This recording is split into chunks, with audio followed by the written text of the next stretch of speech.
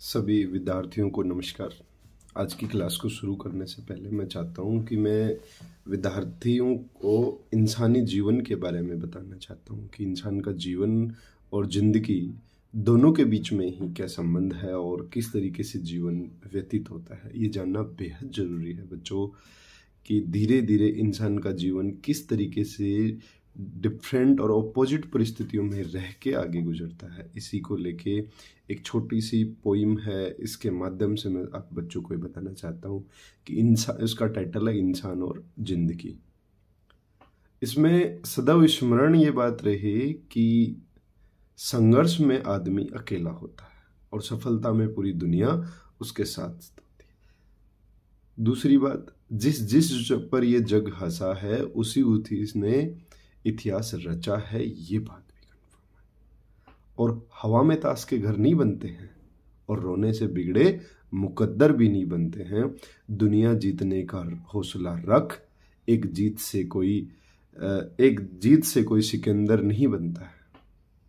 बहुत सारे बच्चों के सामने सिचुएशन आती है कि एक टेस्ट में अच्छे मार्क्स ले आए तो वैसे समझने लग जाते हैं कि अरे अब तो सब कर लेंगे, बहुत अच्छा हो गया, लेकिन उसी के चक्कर में भूल जाते हैं कि एक के बाद में दूसरा पड़ाव आता है। तो इस बात का स्मरण रहे कि दुनिया जीतने का हौसला रख ए दोस्त, एक जीत से कोई सिकंदर नहीं बनता है। और जो न पूरा हो उसे अरमान कहते हैं, जो पूरा ना हो उसे अरमान कहते हैं, जो ना बदले उसे इंसान कहते हैं। जिंदगी प्यासे भले ही बीत जाए पर जो नहीं झुके उसे इंसान कहते हैं। इस बात का ध्यान रखें। जिंदगी का सफर और हौसला इसकी पहचान है। रास्ते पर तो सभी चलते हैं, जो रास्ते बनाए उसी को तो इंसान कहते हैं। समझे? जहाजों से जो टकराए उसे तूफान कहते हैं, जहाजों से जो टकराए उसे तूफान कहते हैं, और तूफानों से जो टकराए उसे इंसान कहते हैं। बच्चों, वो कहते हैं ना कि हमें रोक सके इस जमाने में दम नहीं, हमसे है जमाना, जमाने से हम नहीं। जिंदगी के बोझ को हंसकर उठाना चाहिए। क्या कहा है? बड़े बुजुर्ग लोगों ने भी ये बात कही है कि जिंदगी के बोझ को हंसकर उठाना चाहिए, राह की कुछ दुश्वारियों में मुस्कुराना चाहिए। एक प्यारी सी स्माइल हमेशा अपने जीवन में रखना। देखो, वो कहा है ना किसी ने कि एक चंद सेकंड में अच्छी स्माइल देने से जब एक फोटो, एक तस्वीर बहुत सुंदर और अच्छी लगती है और मन भावुक तस्वीर आ सकती है, तो पूरी जिंदगी भर मुस्कुराने से जिंदगी भी तो खूबसूरत बन सकती है। सही बात है ना? तो क्या कहा है कि बाधाएं कब रोक सकती हैं आगे बढ़ने वालों को, और विपदाएं कब रोक पाई हैं पथ पर बढ़ने वालों को। तो इस बात को हमेशा स्मरण रखना कि इंसान का जीवन है, इसमें उतार चढ़ाव, कुछ कभी परिस्थिति तुम्हारे अनुकूल होंगी, कभी तुम्हारे प्रतिकूल होंगी, लेकिन हर एक परिस्थिति के अंदर धैर्य को बनाए रखना, यही सबसे बड़ी एक सीख है। जिंदगी में कुछ हो या न हो, तुम एक अच्छे इंसान बनो। तुम्हारा धैर्य, तुम्हारा शांतचित्त दिमाग, तुम्हारा संयम ही तुम्हारा सबसे बड़ा साथी है। इस बात को हमेशा ध्यान रखो। चाहे भले वो एग्जाम का हॉल हो या फिर चाहे आपका किसी भी जिंदगी की कैसी भी परिस्थिति हो, उस परिस्थिति में हमेशा एक संयम बरतो। परिस्थितियां जरूरी थोड़ी है हमेशा हमारे अनुकूल ही रहेंगी, विपरीत भी रहेंगी। तो ऐसी सभी स्थितियों में आप बच्चे इस बात का हमेशा ध्यान रखो। जिंदगी का पड़ाव ऐसा ही है, तुम इसी किशोर अवस्था से गुजर रहे हो, खून हमेशा उबाल पे रहता है। थोड़ा सा इन चीजों को ध्यान में रखो। और अभी जो जिंदगी की शुरुआत हुई है, अभी तो तुमने जीवन जिया ही कहाँ है। जैसे जैसे एकेडमिक सेशन पूरा होगा तब तुम्हें एहसास होगा कि जीवन तो अभी शुरू हुआ है। अभी तक का तो बचपना था जिनमें आधी सी चीजों का तो पता ही नहीं। समझे? तो आज ज़्यादा कुछ नहीं, बस इन्हीं बातों के साथ मैं आज की क्लास को शुरू करूँगा।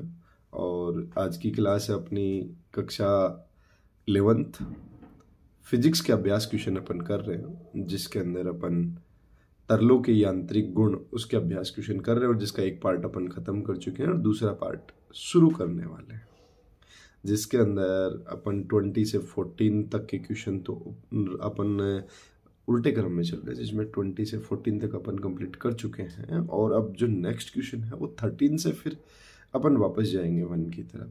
ठीक है, तो आज मैं तुम्हारे समक्ष फर्स्ट क्वेश्चन है और इस चैप्टर का बेटा सबसे बड़ा क्वेश्चन है ये जो मैं आपके सामने लेके आ रहा हूँ। ठीक है, तो आपके पास क्वेश्चन नंबर 13 की मैं बात कर रहा हूँ। देखो 20 अपन ने कर लिया है और 1 सेकेंड 13 क्वेश्चन आपके स्क्रीन पे ये रहा बच्चों। किसी 1.5 मीटर लंबी और 1 सेंटीमीटर त्रिज्या की क्षैतिज तली से ग्लिसरीन का अपरिवर्ती प्रवाह हो रहा है। यदि नली के एक सिरे पर प्रति सेकंड एकत्र होने वाले ग्लिसरीन का परिमाण आपके पास में 4 × 10⁻³ kg पर सेकंड है, तो नली के दोनों सिरों के बीच दाबांतर क्या होगा। अगर ये परिमाण दे दिया, मतलब ये आपके पास dm/dt दे दिया और ये 1 सेकंड में दे दिया, इसका मतलब सीधा सीधा कि द्रव्यमान है। तो आपसे क्या पूछा है, दाबांतर पूछा है। साथ ही साथ आपको ग्लिसरीन का घनत्व दे रखा है 1.3 × 10⁻³ kg/m3 और ग्लिसरीन की सांद्रता दे रखी है 0.83 पास्कल सेकेंड। साथ में आपसे पूछ रहा है कि आप यह भी जांच करना कि क्या इस नली में स्तरीय प्रवाह की परिकल्पना सही है। तो चलो बच्चों, इस चीज में अपन देखते हैं कि अपन को क्या क्या चीजें तो गिवन है और क्या अपन से पूछ रहा है। ठीक है, आइए मेरे साथ। आज मैंने सारे क्वेश्चंस को पहले ही सोल्व किया है ताकि बार बार किसी चीज का डिस्टर्बेंस नहीं हो और वीडियो आपका लंबा नहीं जाए। ठीक है बच्चों, मैं बारी बारी से एक एक चीज को समझाऊंगा और तुम बच्चे समझने की कोशिश करना। एनसीईआरटी की बुक को खोल के अपने समक्ष रखो और जैसे जैसे मैं बताता जाऊं वैसे वैसे आप चीजों को समझते जाना। ठीक है ना। अच्छा, अपन बात करते हैं कि अपन को इस क्वेश्चन में अपन को क्या दिया। और क्वेश्चन नंबर 13 में देखो, इस क्वेश्चन के अंदर अपन को दे दिया क्षैतिज लंबाई 1.5 मीटर, फिर आपको त्रिज्या दे रखी है 1 सेंटीमीटर, जिसको आपने मीटर में चेंज कर लिया, -2 मीटर। फिर आपको बोल रहा है कि 1 सेकंड में एकत्र होने वाली ग्लिसरीन का परिमाण बोले तो आपको क्या दे दिया बच्चों, dm/dt। अब इसमें 1 सेकंड दे दिया, मतलब इसका मतलब dt की वैल्यू तो 1 सेकंड परिवर्तन, तो ये टोटल आपके पास है m आ गया। m आपको दे दिया 4 × 10⁻³ kg/सेकंड। ग्लिसरीन का घनत्व दे दिया 1.3 × 10⁻³ और सांद्रता 0.83। अब दो चीजें पूछिए, एक पूछा है दाबांतर, दूसरा रेनॉल्ड्स, जिससे कि आप बता पाओ कि इसके अंदर जो प्रवाह की परिकल्पना है वो सही है कि नहीं है। तो आयतन प्रवाह क्या होता है, dV/dt। तो आप सिंपल सी बात आप जानते हो ना, घनत्व बराबर होता है द्रव्यमान बटा आयतन। तो यहाँ पे आयतन बराबर क्या हो जाएगा, उल्टा कर दो, द्रव्यमान बटा घनत्व। अब अगर चेंजेस दे रहे हो dV/dt तो इधर dm/dt, रो तो वैसे फिक्स होना ही है। तो यहाँ से इजीली dV/dt, देखो आपको dm/dt की वैल्यू पता है, ये रही 4 × 10⁻³, इसको अपन ने यहाँ पे पुट कर दिया। ठीक है, दूसरा आपको घनत्व 1.3 × 10⁻³, ये भी आपको दे दिया। जैसे अपन इसको सोल्व करते हैं तो देखो ये 10⁻³ है ना, ऊपर जाएगा, ये पॉजिटिव का हो जाएगा, तो ये 10⁻⁴ किसका, नेगेटिव में। देखो ये यहाँ पे पॉजिटिव है, ऊपर जाते ही ये किसका बन गया, नेगेटिव। नेगेटिव बनते ही ये कंप्लीट क्या हो जाएगा आपके पास, नेगेटिव में आ गया। और इसको जब आप सोल्व करोगे 14 के अंदर आप जब 13 का डिवाइड करते हो तो आएगा 3.076 आता है, तो इसको आप 7 करके और ये आपके पास ये वैल्यू आ जाती है dV/dt। यहाँ से अपन इजीली दाबांतर निकाल सकते हैं। ठीक है, दाबांतर की अगर मैं बात करूँ तो डेल्टा पी की गणना करेंगे और वो पोइजली के सूत्र से करेंगे। और पोइजली का सूत्र क्या कहता है, dV/dt बराबर pi delta p into r, जो त्रिज्या है उसकी पावर 4 8 नीटा एल, आपके पास सांद्रता इंटू। यहाँ पे फिर पोइजली क्या है सर, ये क्या नई समस्या है, आपने तो मेरे को ऐसा कुछ बताया ही नहीं। चलो बताता हूँ। पोइजले का नियम है ना, एक गणितीय व्यंजक है बेटा, जिसका उपयोग किसी वर्ताकार नली जो शान और असंपीड़ित तरह के स्तरीय प्रवाह की प्रवाह दर की गणना करने के लिए बोलता है। असंपीड़ित तरल के स्तरीय, ये तरल है बच्चे, तरल के स्तरीय प्रभाव की गणना करने के लिए किया जाता है। तो दाबांतर क्या होगा, डेल्टा पी। यहाँ से जो अपने पास फॉर्मूला आया, देखो इस फॉर्मूले में आपने क्या चीज़ें सीखी थी। तू इधर आ जा भाई, इधर ना जा, इधर। अरे ये मेरे फ्रेंड लोग हैं ना 4, सबसे मिल लो तुम, ठीक है। ये मेरे साथ ही रहते हैं इधर ही, ठीक। तो ये दाबांतर की बात हुई। तो दाबांतर अपन इस वाले फॉर्मूले से यहाँ से डेल्टा पी की वैल्यू निकाल सकते हैं, राइट। तो अपने पास में delta p 8 eta l dv upon dt pi r square. जैसे ही इनका मैथमेटिकल वैल्यू है वो अपन इसमें क्या करेंगे, पुट कर देंगे, ठीक है। तो 8 नीटा की वैल्यू 0.83, लेंथ अपने पास 1.5 मीटर थी, dv अपॉन dt अपने पास ये आया था, अपन ने सोल्व किया है। पाई की वैल्यू 3.14 इंटू 10 इंटू आपके पास ये 1.0 10⁻⁻2 और 4, क्योंकि सेंटीमीटर में त्रिज्या आई थी। इसको जैसे इसको सोल्व करेंगे आ जाएगा अपने पास 9.74 इंटू 10⁻2 पास्कल। गुड। अब बात करते हैं रेनॉल्ड्स संख्या की, और रेनॉल्ड्स संख्या मैंने बताई थी क्या होता है। जो पार्ट 1 है उसमें इजीली एक चीज़ों को आपका कवर भी किया था, ठीक है। रेनॉल्ड्स संख्या की गणना करके प्रभाव स्तर की जांच भी अपन कर सकते हैं। रेनॉल्ड्स फॉर्मूला क्या होगा आपके पास, रो ये क्रांतिक वेलोसिटी है और ये डायमीटर और ये नीटा है। तो यहाँ से डायमीटर अपन जानते हैं ये 2r इक्वल हो गया, और जो क्रिटिकल वेलोसिटी हो गई v upon pi r square. तो जैसे ये वैल्यू पुट करेंगे अपन इसमें जैसे वैल्यू पुट करेंगे तो v upon pi r square, ये vc की वैल्यू पुट कर दी, रो ऐसे कैसे है, d की वैल्यू 2r हो गई, r से r कैंसिल आउट हो गया, तो t2v rho upon pi r n हो गया यहाँ से। अब आपको एक बात तो पता होनी चाहिए कि द्रव, ऐसे एक बात हो, घनत्व बराबर क्या होता है, द्रव्यमान बटा आयतन, ठीक है। तो द्रव्यमान बराबर क्या हो जाएगा, घनत्व गुणा आयतन। तो यहाँ पे रो वी है, तो इस रो वी की जगह अपन क्या रख देंगे, m पुट कर देंगे, और m अपन को पता है कि नहीं पता है ना। तो इस वैल्यू पुट कर दो 4 × 10⁻3। पाई की वैल्यू अपने पास क्या है 3.14 इंटू 10⁻, आपके पास रेडियस, और 0.83 आपका नीटा। यहाँ से जो रेनॉल्ड्स नंबर आएगा वो आएगा 0.3। यहाँ संख्या धारा रेखीय प्रवाह के लिए रेनॉल्ड्स संख्या का मान वो 2000 से बहुत कम आ रहा है। अतः जो नली में प्रवाह होगा, नली में आपका जो प्रवाह होगा वो रेखीय प्रवाह होगा बच्चों, ठीक है। तो ऐसे करके आपके पास क्वेश्चन नंबर जो 13 था, और इस चैप्टर का सबसे बड़ा क्वेश्चन है, इसमें ये चीज़ें आपके पास में गिवन है। दोनों चीज़ें ये आपको जो पूछनी है वो आ गई। फिर सबसे पहले आपके पास में आयतन प्रवाह कैलकुलेट करेंगे, इस आयतन प्रवाह को अपन यहाँ पे पुट करेंगे, जिससे अपने पास दाबांतर आ जाएगा। फिर रेनॉल्ड्स संख्या करेंगे, क्रांतिक वेग से अपन चीज़ों को आगे पढ़ेंगे। यहाँ से पता लगा रेनॉल्ड्स नंबर तो 0.3 आया है, इसका मान 2000 से कम है, अतः धारा रेखीय प्रवाह होगा। क्लियर। तो अपने पास में क्वेश्चन नंबर कौन सा आ गया था, 13। नेक्स्ट क्वेश्चन जिसकी अपन बात करने वाले हैं, ये क्वेश्चन है अपने पास 12। ये क्या कह रहा है, देखो,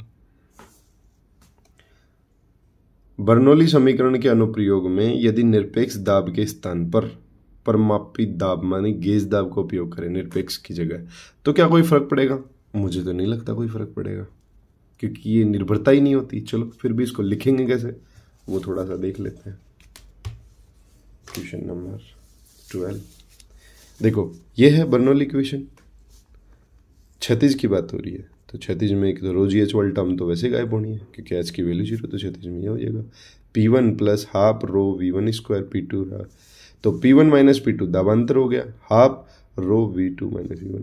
तो यहाँ से क्या स्पष्ट हो रहा है कि बर्नौली जो समीकरण है में नली के दोनों सिरों का इसमें जो दाबांतर दे रखा है P1 माइनस P2, अतः गेज दाब के स्थान पर जो गेज दाब आ रहा है वो निरपेक्ष दाब और वायुमंडलीय दाब का अंतर आ रहा है। क्लियर। तो यहाँ से अगर P1 सिरे की बात करें तो P1 जो गेज दाब होगा वो निरपेक्ष दाब और वायुमंडलीय दाब का अंतर हो गया, इधर P2 हो गया। तो P1 माइनस P2 में देखेंगे तो वायुमंडलीय दाब से तो कैंसिल आउट हो रहा है, इसका मतलब ये तो किसी के ऊपर डिपेंड करता ही नहीं है। अतः दाबांतर इस बात पर निर्भर ही नहीं करता है कि हम गेज दाबांतर लें या निरपेक्ष दाबांतर लें, परंतु दोनों बिंदुओं पर वायुमंडलीय दाब के समान होना चाहिए। ये कंडीशन आपको होनी चाहिए कि वायुमंडलीय दाब दोनों ही केस के अंदर आपके इक्वल होगा, तो ही तो आपके पास पी एक ही टर्म होगी, वो कैंसिल आउट होगी। ठीक है, ये आपके पास क्वेश्चन नंबर 12 का सॉल्यूशन हो गया। बाकी देख भी सकते हो, जिस भी बच्चे को राइट डाउन करना है वो कर लो, जिसको स्क्रीनशॉट लेके रखना है कि भी बाद में करेंगे उस हिसाब से कर लो, जैसे भी आपको सुटेबल लगे आप कर लो। ओके, और ये जो हरकतें करते हो ना तुम लोग, वीडियो को डबल पे चलाना, ठीक है, चीज़ों को समझना नहीं, बस खाली नोट लिखना, बेटा इससे कुछ पार नहीं पड़ने वाली। केवल और केवल पेजेज भरेंगे जो किसी काम के नहीं है। ठीक है, फिर इनको कुछ दिन बाद में रद्दी वाला आएगा, उसको भेज देना। ऐसे रद्दी तो बहुत गलियों में बिकते हैं, बहुत रद्दी वाले लेके जाते हैं। तुम्हारा दिमाग भी कूड़े भर का रद्दी होगा, फिर इस बात का ध्यान रखना। मैं बुरा जरूर लग रहा हूँ, लेकिन that's the reality point. Got it? पढ़ो, पूरे दिल और दिमाग से पढ़ो, चीज़ों को समझने के लिए पढ़ो, कंसेप्ट को समझो, तो ही चीज़ें समझ में आएंगी, अदरवाइज नहीं आएंगी। ठीक है, ऐसे कि सर पीटेंगे वो करेंगे उसके डर से पढ़ रहे, तुम्हारी मर्जी की बात है। नेक्स्ट क्वेश्चन की अपन बात करते हैं, क्वेश्चन नंबर 11। यह है बच्चों, बर्नौली समीकरण का उपयोग किसी नदी की किसी क्षिप्रिका के जल प्रवाह का विवरण देने के लिए किया जा सकता है। कैसे किया जाएगा भाई? रेखीय प्रवाह के लिए ही केवल बर्नौली का उपयोग किया जाता है, अदरवाइज के लिए नहीं किया जा सकता। तो क्योंकि इसमें तो प्रवाह रेखीय नहीं होता, तो इसको लिखेंगे कैसे? ये देखो, बोलो नहीं किया जा सकता। क्यों नहीं किया जाता? क्योंकि नदी की क्षिप्रिका का जल प्रवाह विक्षुब्ध होता है, धारा रेखीय नहीं होता, जबकि बर्नौली का समीकरण तो धारा रेखीय प्रवाह के लिए लागू होता है। बस इतना ही करना होता है, लाइन और लेंथ भी इतनी रखनी होती है। ऐसे नहीं कुछ भी लिखे जा रहे हो बना बना के, टीचर चेक करने वाला ही पागल हो जाएगा। वरना तो जो भी आंसर दे रहे हो उसका सटीक आंसर दो।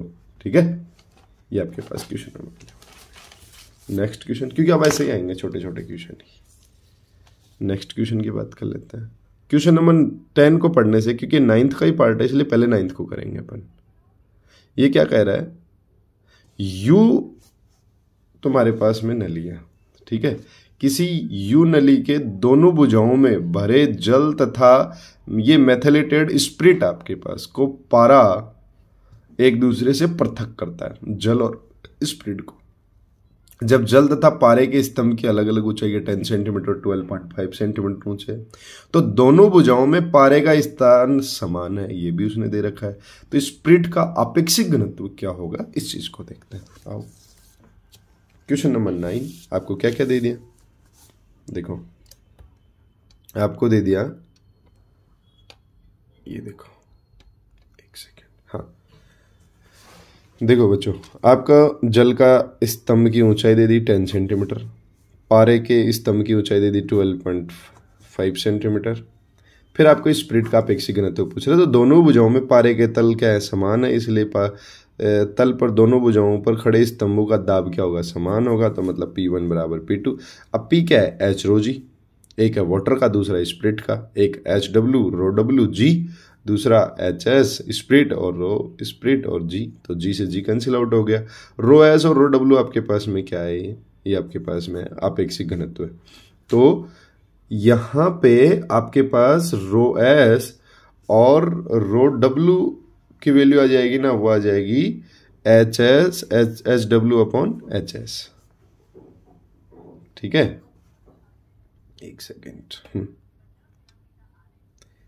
तो इसकी वैल्यू आप रख दो भैया। HW अपन को दे रखी है 10 सेंटीमीटर, HS दे रही है 12.5। जब आप इसको डिवाइड करोगे देन ये आपके पास 0 पॉइंट आंसर आ जाएगा। अपेक्षिक है तो इसकी कोई यूनिट तो है ही नहीं। क्लियर? बहुत बढ़िया, क्वेश्चन देखा अच्छे से, इस तरीके से आप इसको सोल्व कर लोगे।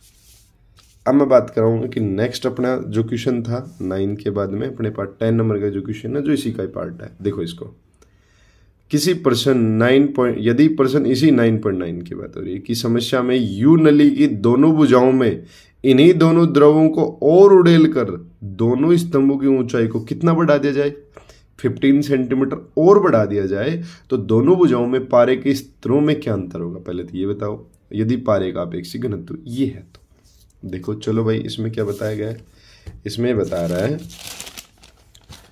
कि प्रश्न संख्या 9 से ही अगर देखें तो दोनों स्तंभों की ऊंचाई 15 सेंटीमीटर और बढ़ा दी जाए और आपको पारे का अपेक्षित घनत्व दे दिया 13.6, तो ज्ञात क्या करना है, दोनों भुजाओं में पारे का अंतर। तो दोनों भुजाओं में द्रव स्तंभ के दाब तो बराबर ही है, तो P1 बराबर क्या हो गया आपके पास, P2 हो गया।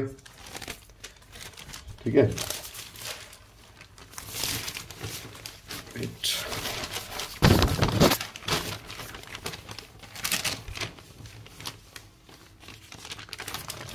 ये लो भाई।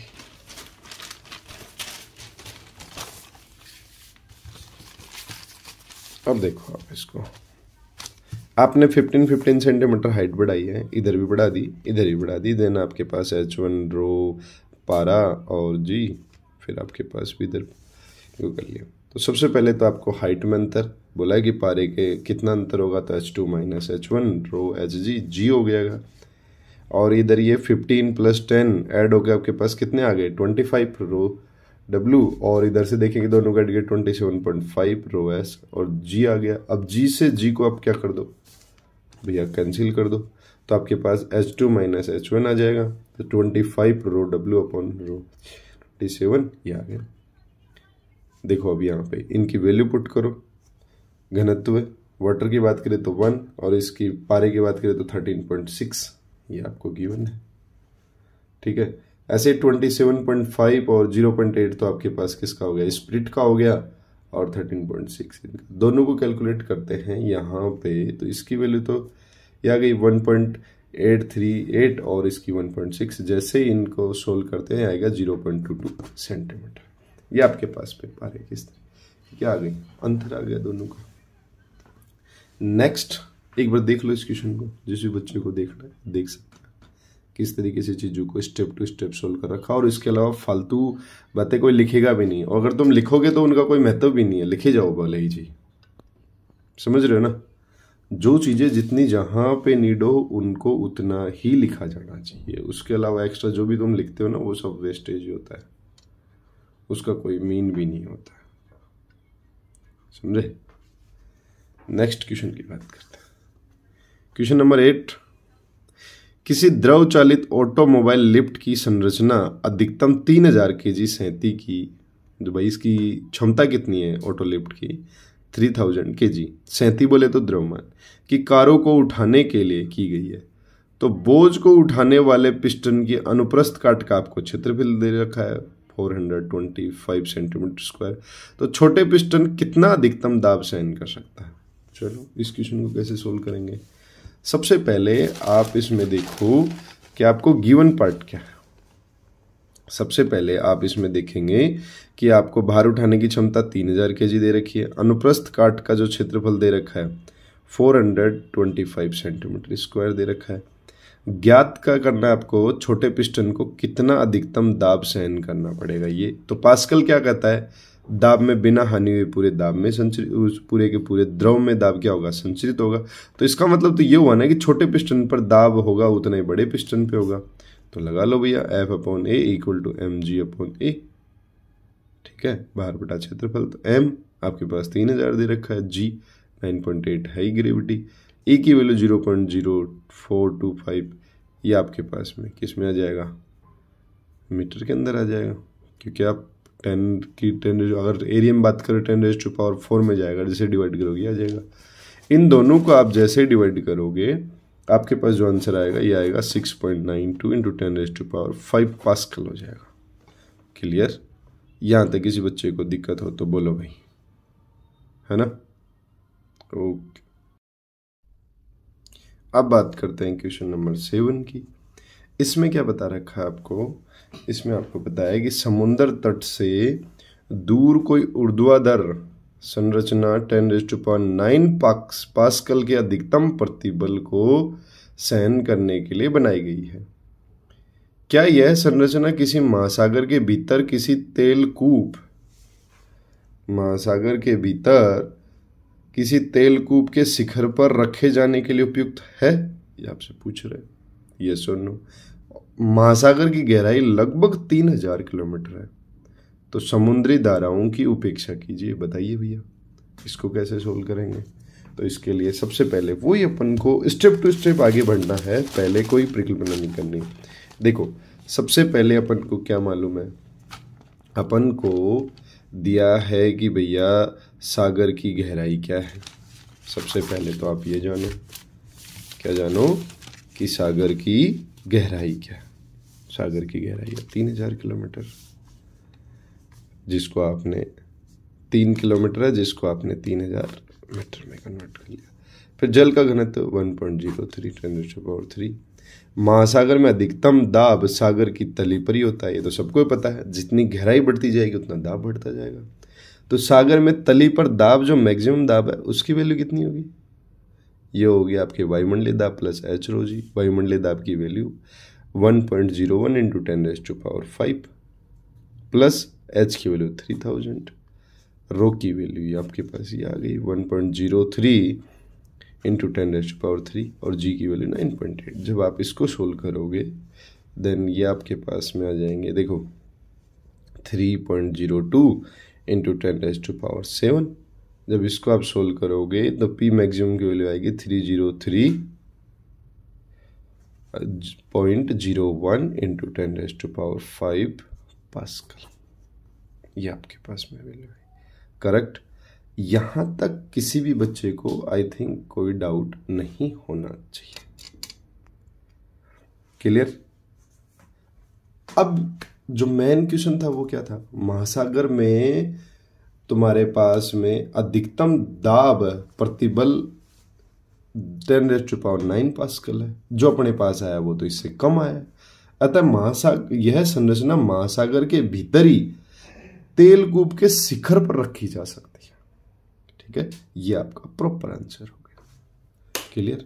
यहां तक किसी बच्चे को डाउट हो तो बता सकते। नेक्स्ट, किसी बच्चे को अगर इसका स्क्रीनशॉट लेना है या राइट डाउन करना है वो इजीली कर सकता है, क्लियर।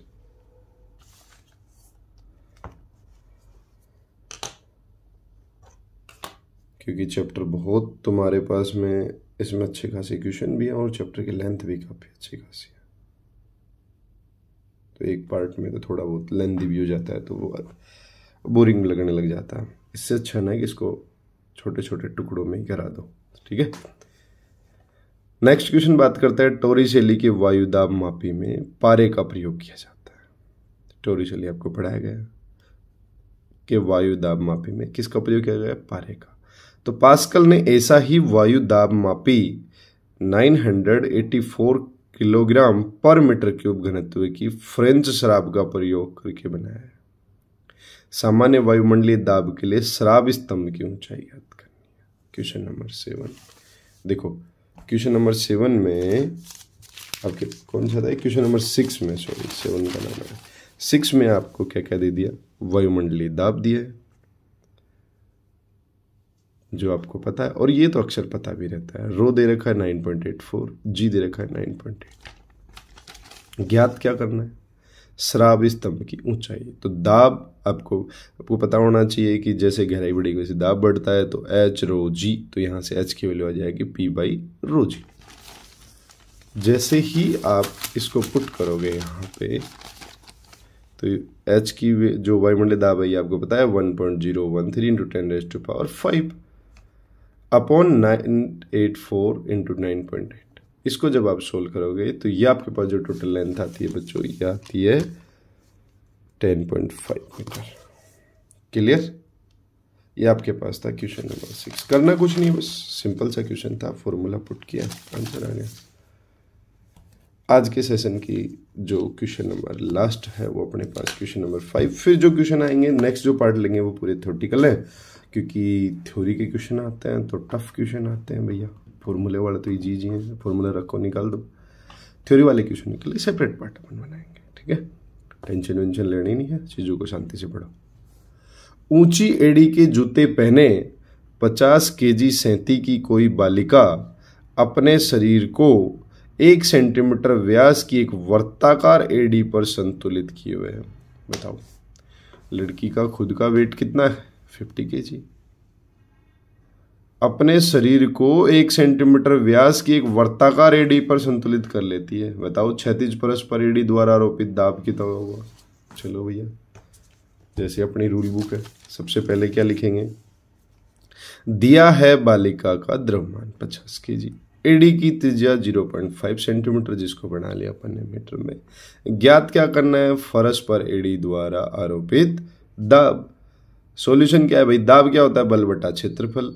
बल बोले तो भार आपका mg और पाई आर स्क्वायर। m की वैल्यू 50 आपने पुट की, इंटू 9.8 g की वैल्यू, पाई 3.14 इंटू 0.5 इंटू 10⁻⁻², और आपका स्क्वायर। जैसे आप इसको सोल्व करोगे तो ये बन जाएगा आपके पास 0.25 इंटू 10⁻⁻⁴। ये ऊपर भेज दो, 2 5 ये कैंसिल आउट हो गए तो 2 1 में। जैसे इसको चेंज करोगे ये वैल्यू आपके पास आ जाएगी 6.24 इंटू 10⁻⁶ न्यूटन पर मीटर स्क्वायर। आज का फाइनल क्वेश्चन ये रहा आपके समक्ष। ओके, तो इस तरीके से करके देखो, स्पष्ट लिखो, मार्क्स पाओ। तुम रामायण लिखोगे, टीचर काट देगा। सिंपल सा लॉजिक है, ठीक है। आज की क्लास को अपन यहीं समाप्त करते हैं, वरना काफ़ी लेंदी क्लास हो जाती है तो फिर वो काफ़ी बोरिंग भी लगने लग जाती है। गुड, थैंक यू बच्चों, शुभ रात्रि।